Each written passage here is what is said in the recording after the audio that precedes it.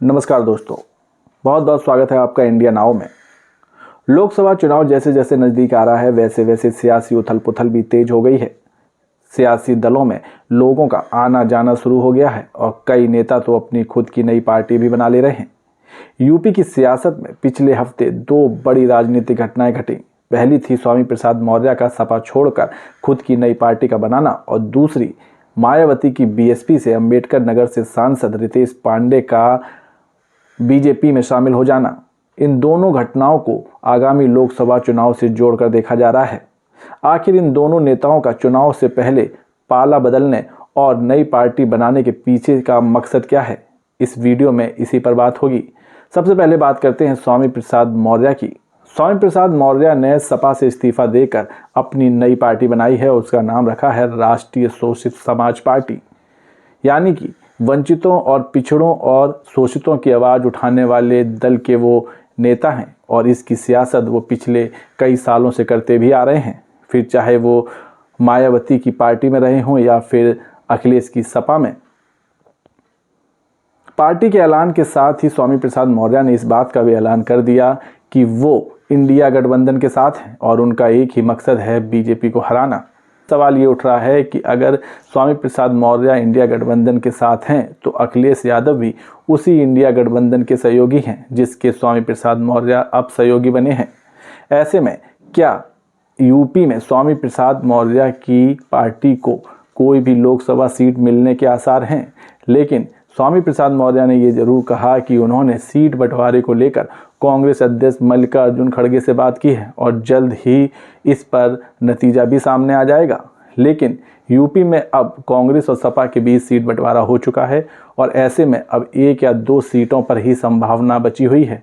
ऐसे में देखने वाली बात होगी कि अगर स्वामी प्रसाद मौर्य की पार्टी को 1 या 2 सीट भी मिलती है तो ये उनके लिए बड़ी उपलब्धि होगी, क्योंकि अब अखिलेश यादव सीटों पर किसी तरह का कोई भी कंप्रोमाइज़ करने की स्थिति में नहीं दिख रहे हैं, क्योंकि कांग्रेस को पहले ही अपनी इच्छा से ज़्यादा सीटें दे चुके हैं।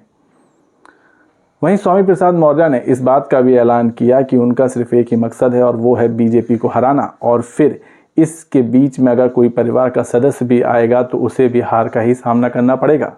आपको बता दें, स्वामी प्रसाद मौर्य की बेटी संघमित्रा बीजेपी की सांसद हैं बदायूं से, और स्वामी प्रसाद मौर्य के इस बयान के बाद से कयास लगाए जा रहे हैं, क्या संघमित्रा भी अब कोई सियासत का नया कदम उठाएंगी? क्या वो भी बीजेपी छोड़कर अपने पिता की पार्टी का झंडा थामेंगी?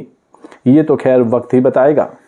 सपा से इस्तीफा देने के बाद स्वामी प्रसाद मौर्य ने अखिलेश यादव पर भी काफ़ी निशाना साधा। उन्होंने कहा कि अखिलेश यादव समाजवादी विचारधारा को बढ़ाने में नाकाम साबित हुए हैं और अपने पिता मुलायम सिंह यादव की विरासत को भी वो संभाल नहीं पा रहे हैं, जिसके चलते उन्होंने सपा से इस्तीफा दे दिया। स्वामी प्रसाद मौर्य का सबसे बड़ा दुख ये था कि जब उन्होंने रामचरितमानस और सनातन धर्म को लेकर बयान दिए थे जो काफ़ी विवादित हुए थे और पार्टी को बैकफुट पर आना पड़ा था, जिसके बाद समाजवादी पार्टी के कई नेताओं ने स्वामी प्रसाद के इन बयानों को उनके निजी बयान बताए थे। जिसके बाद स्वामी प्रसाद मौर्य ने कहा था कि अगर पार्टी के राष्ट्रीय महासचिव का बयान निजी बयान है तो फिर पार्टी के किन नेताओं के बयान को पार्टी का बयान माना जाएगा। और इन्हीं सब बातों से खिन्न होकर स्वामी प्रसाद मौर्य ने आखिरकार सपा से इस्तीफा दे दिया और अपनी नई पार्टी बना ली। लेकिन लोकसभा चुनाव को देखते हुए लग नहीं रहा है कि स्वामी प्रसाद मौर्य की इस पार्टी को इंडिया गठबंधन 1 या 2 सीट से ज़्यादा भी दे तो बहुत बड़ी बात होगी। वैसे तो सीट मिलने की भी उम्मीद काफ़ी कम लग रही है और ऐसा लग रहा है कि स्वामी प्रसाद मौर्य इंडिया गठबंधन को बाहर से ही सपोर्ट करेंगे। अगर स्वामी प्रसाद मौर्य की सियासी सफ़र की करें तो यूपी की लगभग सभी सियासी पार्टियों में वो रह चुके हैं, फिर चाहे वो मायावती की बीएसपी हो, भारतीय जनता पार्टी हो, अखिलेश की सपा हो, फिर अब खुद की बनाई गई राष्ट्रीय शोषित समाज पार्टी। सबसे लंबा कार्यकाल उनका बीएसपी में रहा, करीब 20 साल तक वो मायावती के साथ जुड़े रहे और मायावती के सबसे भरोसेमंद नेताओं में एक थे।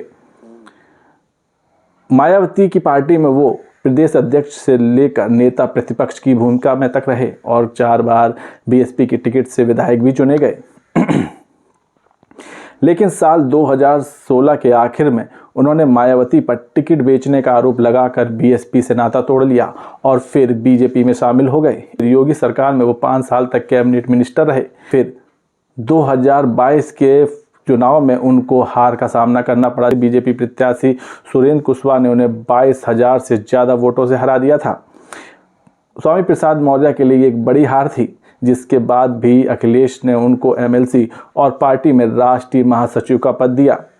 लेकिन इसके बाद भी अखिलेश और पार्टी के नेताओं के साथ उनकी तनातनी बढ़ती चली गई और नौबत इस्तीफे तक आ गई, जिसके बाद स्वामी प्रसाद मौर्य ने सपा से इस्तीफा दे दिया। स्वामी प्रसाद मौर्य का राजनीतिक करियर भी काफ़ी लंबा रहा है।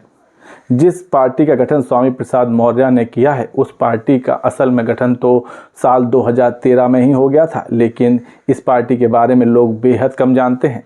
साल 2013 में साहिब सिंह धनगर ने अलीगढ़ में इस पार्टी का गठन किया था, जिसका मकसद था पिछड़ों और दलितों की राजनीति को आगे बढ़ाना और उनके मुद्दों को सार्वजनिक मंच तक रखना। और लेकिन पार्टी अपने इस मकसद में कामयाब नहीं हो पाई थी और अब एक बार फिर स्वामी प्रसाद मौर्य ने इस पार्टी की कमान संभाली है। ऐसे में देखना होगा कि स्वामी प्रसाद मौर्य की ये नई पार्टी लोकसभा चुनाव में क्या रंग दिखाती है। ये तो बात रही स्वामी प्रसाद मौर्य की, और बात करते हैं अंबेडकर नगर से सांसद रितेश पांडे की, जिन्होंने मायावती की पार्टी बीएसपी का साथ छोड़कर भाजपा ज्वाइन कर ली है।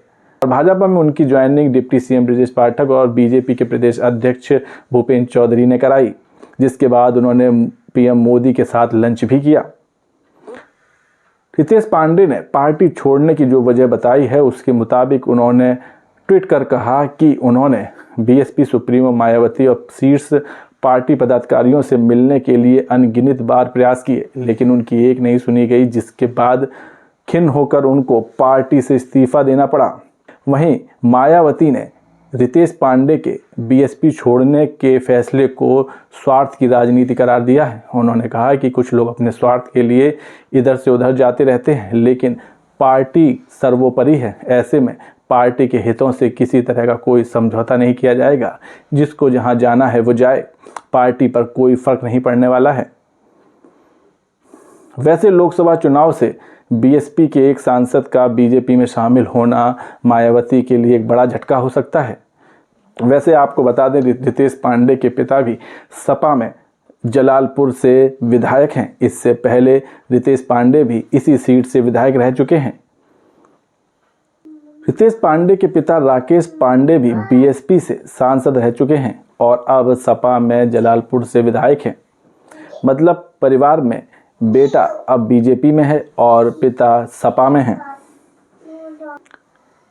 एक वक्त ऐसा भी था जब मायावती ने रितेश पांडे को फ्लोर लीडर बनाया था और वो सबसे कम उम्र के फ्लोर लीडर बने थे जो एक पार्टी को रिप्रेजेंट करते थे। अगर रितेश पांडे की पढ़ाई की बात करें तो उन्होंने लंदन से बिजनेस मैनेजमेंट की डिग्री ली है और काफ़ी पढ़े लिखे नेताओं में उनकी गिनती होती है। साल 2019 के लोकसभा चुनाव में रितेश पांडे ने बीजेपी प्रत्याशी मुकुट बिहारी को करीब 20,000 से ज़्यादा वोटों से हराया था। मायावती की बीएसपी से रितेश पांडे का जाना और सपा से स्वामी प्रसाद मौर्य का अलग होकर नई पार्टी बनाने का फैसला दोनों पार्टियों पर कितना भारी पड़ेगा, ये तो आने वाले वक्त पर ही पता चलेगा। लेकिन इन दोनों नेताओं के फैसले पर आपकी क्या राय है, कमेंट्स करके बताएं। और वीडियो पसंद आया हो तो चैनल को सब्सक्राइब जरूर करें। अब मुलाकात होगी किसी नए वीडियो में, तब तक के लिए नमस्कार।